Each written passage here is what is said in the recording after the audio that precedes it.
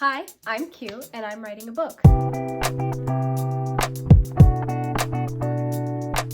Thank you for clicking on this video. Today, I want to introduce you to my baby. I can't tell you the title just yet, but this is the first draft of the first book of my YA fantasy series. It's planned out to be right now a 5-book series, and it stems from an idea that I came up with when I was 12 years old. It's a book that I've always wanted to write. So today in this video, what I want to talk about is like where this book idea came from, what my writing process has been like, and the obstacles that I've kind of faced in getting it done, and also then how I wrote this 800-page monstrosity of a first draft in 1 year while working as an attorney. I came up with this idea when I was 12 years old. If you're a big reader or you've ever read Twilight, you may have heard or learned that Stephenie Meyer came up with the idea for Twilight when she was dreaming. Like in her dream, she came up with this mental image of this boy walking into a meadow with no shirt on and the sun kind of glistening off of his skin. And that's the picture, and that's the like first image that she went with when she started writing Twilight. Like I said, I came up with this idea when I was 12. I'm 28 now, and that I don't do quick math, that's why I went to law school. So I have no idea like how many years ago that was, but it was a long time. It was so long ago that I don't remember the exact like moment that I came up with this idea, but I can say that I also had a similar mental image. So my mental image was of these two young characters, these two best friends. One's a girl, one's a boy.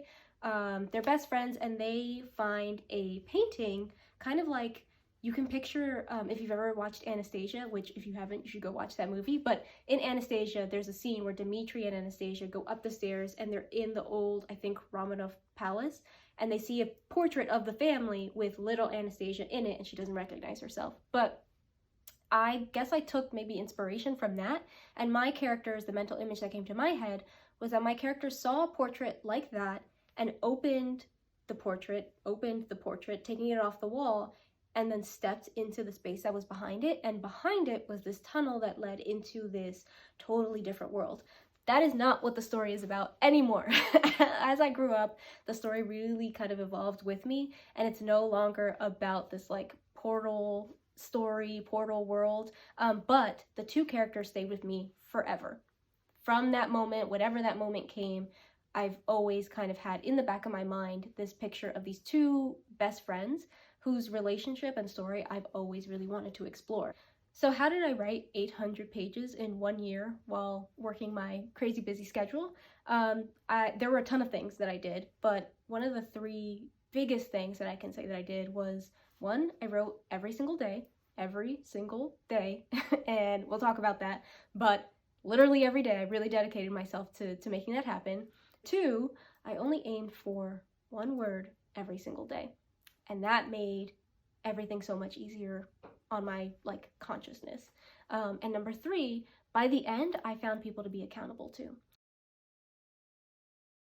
How did I write every single day? As I said, I was working as an attorney. I was also a brand new attorney, so everything that I was learning at my job was literally brand new. I don't think there was a day where I was like, oh, I know how to do this thing. I started out as a criminal defense attorney, which meant litigation, which is not what I went to law school for, so I was already like a fish out of water on that. The way that I found time to write was to find it in the transition periods. I had a very busy schedule working that way. I would basically get up between 5 and 6 every morning. From then I would commute my 2 hours and 5 minutes. I calculated 2 hours and 5 minutes door to door. And then I would work however long the day was. Sometimes I would end at 5, sometimes I would end way past 7. Then ending way past 7 meant that I wouldn't get home until 9 o'clock. And honestly, in the first month of me practicing, the trains never worked. For like 3 weeks straight, the trains literally did not work. So there was some nights that I would get home after a 5-hour night commute, just alone. So that would be 7 hours of commuting. That all led to me feeling like I don't have time to write. There's no space mentally and no space like time-wise for me to squeeze in this passion project. But when I really thought about it, I did have time, right? So I started writing on, I can remember the date, December 3rd, 2018. And that was just a regular day. I got on my first train, and I happened to have put a journal in my bag, and one of the scenes from my characters kind of popped into my head, and I felt that day like hey, I want to write this. I pulled out my journal, I scribbled something, put it away, went about my day. The next day, the journal was still in my bag, and I ended up sitting basically kind of in the same spot. So I pulled the journal out again and was like, I can write maybe the next thing that happens. And so I did that. And then by the third day, I basically ended up sitting in the same spot. I had found a side of the train in the direction that we were going on the, I think it was the right-hand side, the view that I liked. It reduced the nausea that I was feeling from car sickness. I really liked that spot, and it, by the third day, kind of reminded me like, oh, I wrote yesterday and the day before. So on that third day I wrote. And after that, I realized if I take this time to write every day, because I have to travel here every day, then maybe I can make some progress on this book. And so the first thing that I learned, and I guess my first tip to anybody who's out there who is super busy and really, really wants to squeeze in writing, is to find the transition periods in your time, right? So if you are also an attorney and you're in litigation, or just a business person, or working a really busy schedule, you can't write while you're standing doing whatever your job is. You can't write while you're talking to a judge. You can't write while you're in a meeting with your boss or planning this big marketing campaign or whatever it is that you do. You can't write during that time. But there's a lot of little spaces during the day that you probably can write. So I would write on the train. And then if for whatever reason that day I couldn't write on the train was late and I had to go to a different train station. I had to drive to work that day, or, you know, it snowed and the train shut down entirely and then I had to go back home. Whatever the situation was, I made sure that I still wrote that day. And I found other little pockets to fill with writing. So I would write on the way to the bathroom in the office. In my office, we all had to have lunch together, but if you don't have to have lunch with people, then you can write during your lunch hour. You know, eat your salad and write a little bit on the side. If you're in litigation and you work in New York, you might have experienced sitting in a courtroom for an hour with no cell reception, waiting for a judge to call your case, and you're only about to adjourn it, but you've got to wait. So in those times, as long as I was prepared for my case and I was just sitting there, I would write during that time too. I would write like on a little notepad or something like that, right? I found like kind of the empty spaces where I was just waiting around for things and tried to like just stuff it with writing a little bit. I would write in Starbucks. I would write while walking down the street. You should probably not do that, to be honest. That's bad advice. Don't walk with your head down. But I would write sometimes in the subway while I'm waiting for the train. Like, if you think about it, there's probably at least one moment during your day that there's a little bit of a pause on. And it could be just 1 minute. It could be 3 minutes, like literally from your desk to the bathroom. Maybe your only time to yourself. I chose to fill that with writing. So if you're writing a book, if you're super busy, if you have an idea, I would try squeezing in a little bit of time. Like, and you don't want to pack in like all your dead time or all your waiting time with more work, because writing a book is work. But maybe you can squeeze in one time during the day while you're standing in line at Starbucks, or while you're making your Starbucks order on your app.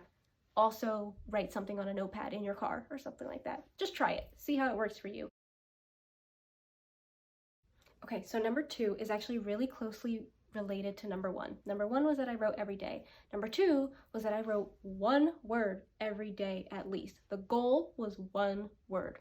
I made my goal 1 word a day just because I wanted to make sure that I wrote every day. And I also wanted my goal to be digestible. Like, there was no way that I was gonna squeezed in time period, in that 1 hour that I had on the train, I was not gonna write 50 pages. Some days I didn't even feel like writing. Some days I really only had like no thoughts at all, right? Like some days I had writer's block and I had no idea what to write. So I made my rule that I would write at least 1 word every single day. Sometimes that word was just my character's name. Sometimes that word was "and" placed in the middle of a sentence.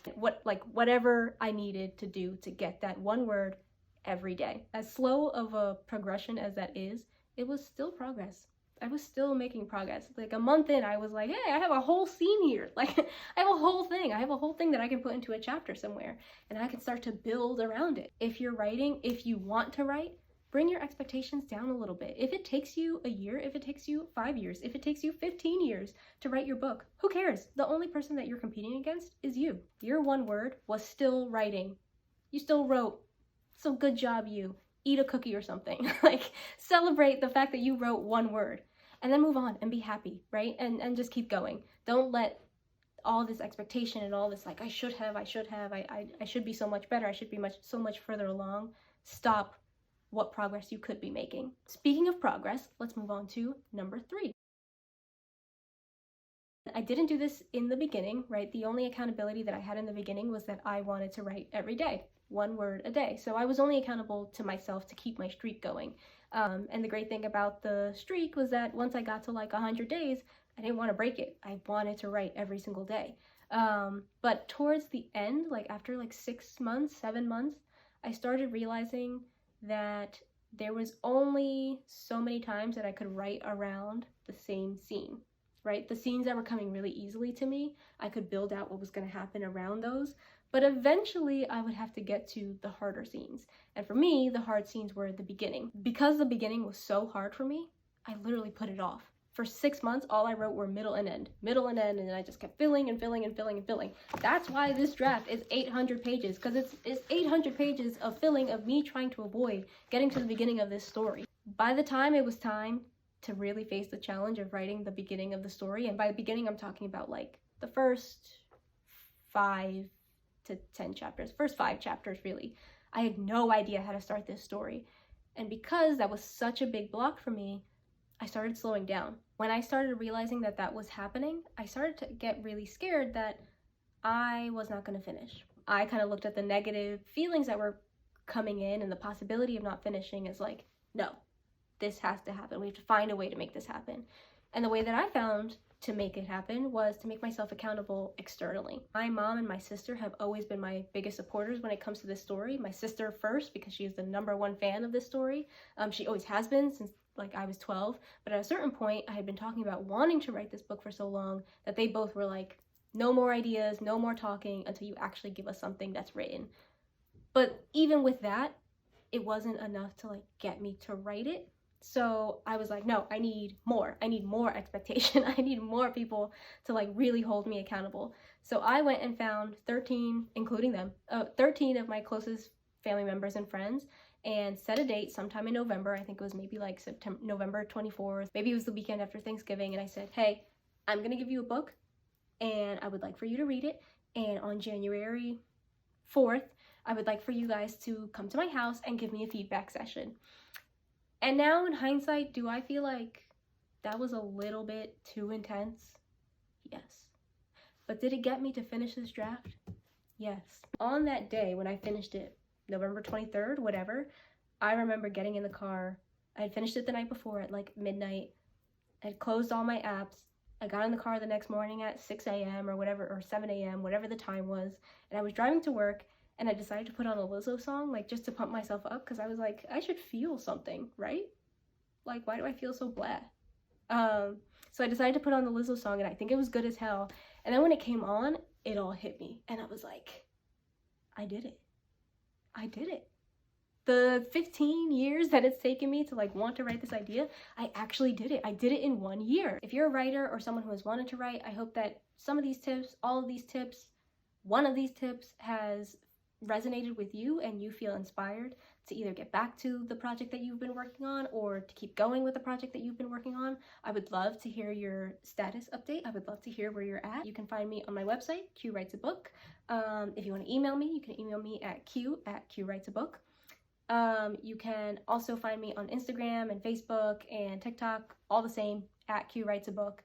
I am a writer, as you know, I'm an attorney, and I'm also a book coach. So I love to help people who are writers get to the end. Thank you so much for watching this video. I hope you keep writing. I hope you are inspired. I'm writing a book. I hope you are too. Thanks, guys.